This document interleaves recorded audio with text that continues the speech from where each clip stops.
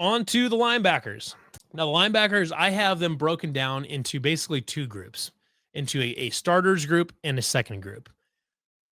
The tricky part here is these guys are all going to know how to play every spot. They're going to move around. They're going to play different spots during the game. They're going to rotate fairly frequently, but we talked about this last night. Nobody's heard this yet. We just recorded it last night, but on the most recent recording of Down the Pipe and Natty Light, which is our Kansas State preview that will publish next week, we talked about how even though Iowa State has this massive stable of a dozen guys that have started games in the Big 12 at linebacker, you need to find a group or two. You need to find like two groups that you really like that are going to take up most of your snaps, and then find situational spots for the other guys. So this is kind of how I have it broken down. And to be straight up, the second group and first group could absolutely be flexible, but this is kind of how I see it shaking out right now. So I think your first group of linebackers is Caleb Bacon, Cooper Ebel, and Will McLaughlin. If I were figuring it, if I were putting them on the field right now, how I'm arranging these depends entirely on how I feel about Cooper Ebel playing middle linebacker, since he usually played outside last year. I think he was a will.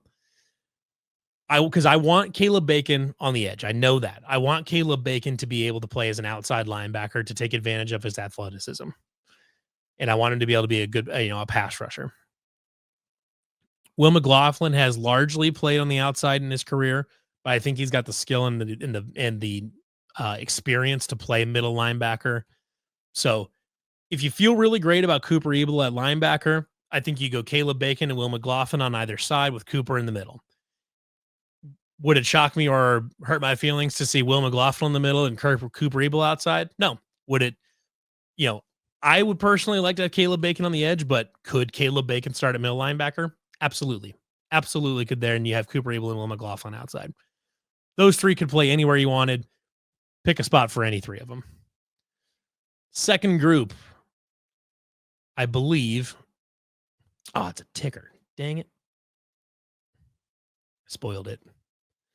All right.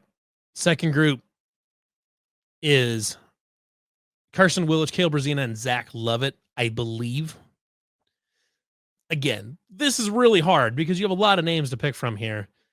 I'm just going with, Caleb Brazina played awesome last year. He was great. He only got to play, the first 8 games, but he was really, really good, even as a true freshman middle linebacker for those 8 games.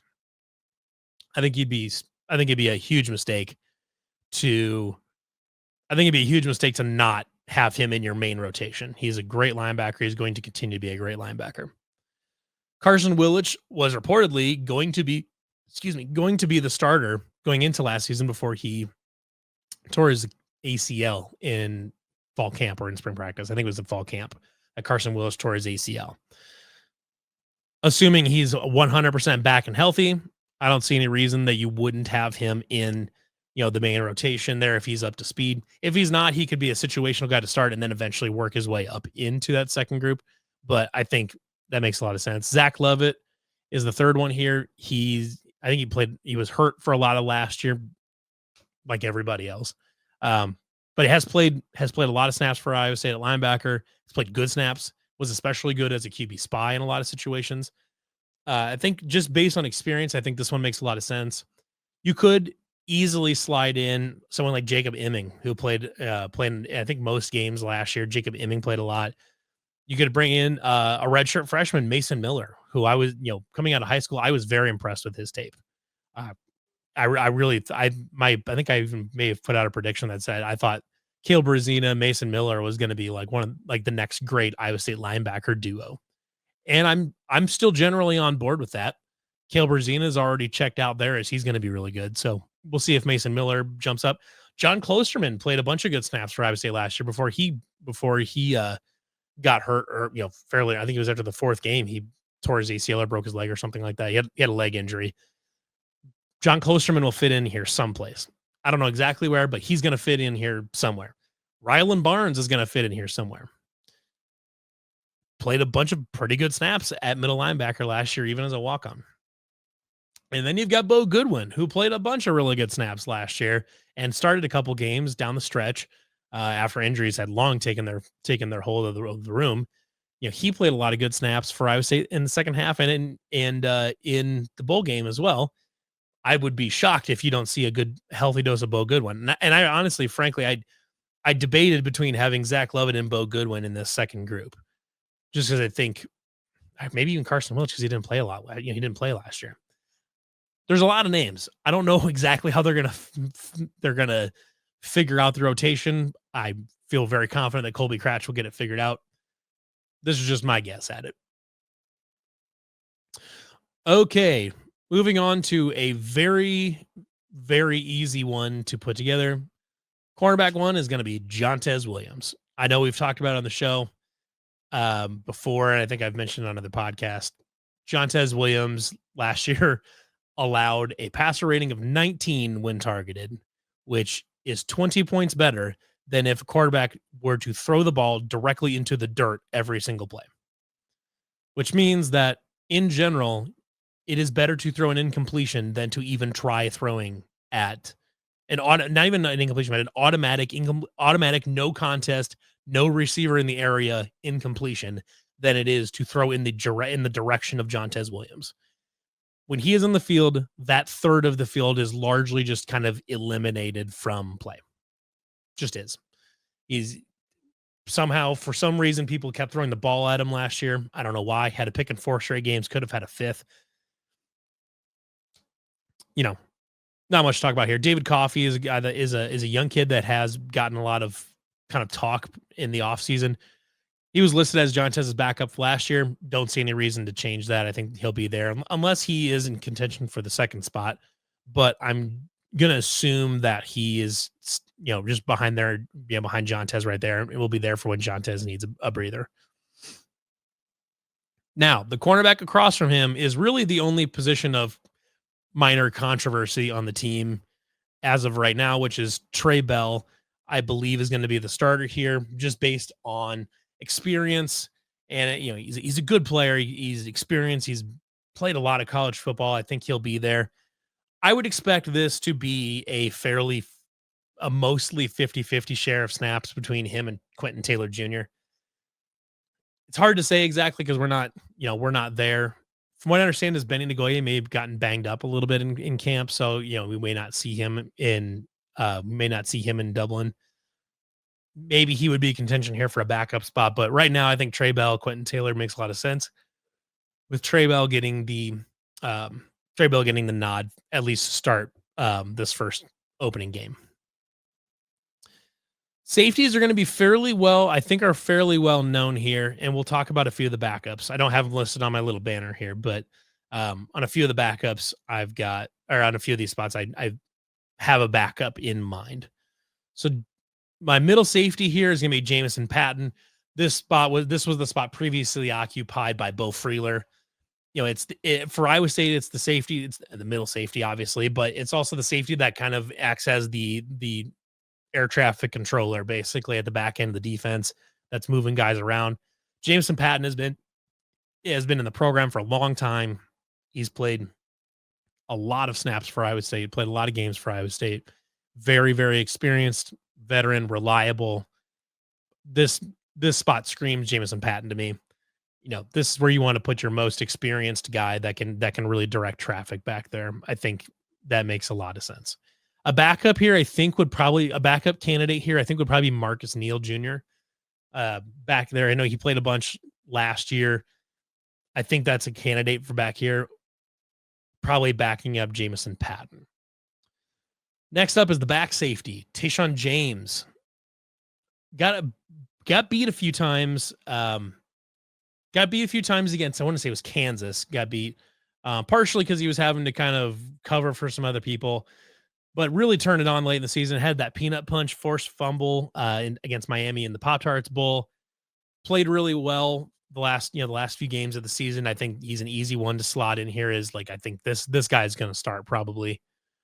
Backup here, from what I understand, the backup here is probably, I'm gonna say the backup here is Drew Surges, only because Drew Surges did not play much at all last year, and he'll need to get back up to speed. I think Drew Surges here as his back safety makes some sense.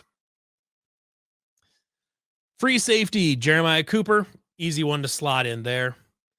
The interesting wrinkle here is that per Dion Broomfield, he has been getting reps at corner. Now, is that as the second corner across from Jontez? Is that as a nickel? My guess is it's probably more as a nickel than as guarding like the team's second wide receiver on the edge, or on the outside, I should say.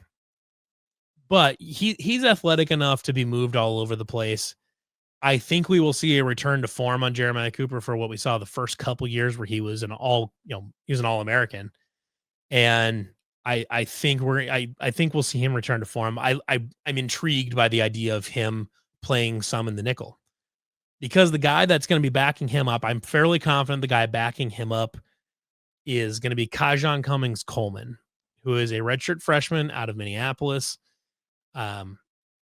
He has gotten a lot of hype coming out of camp as a guy that's had big time practices, big time scrimmages, making big plays all over the field.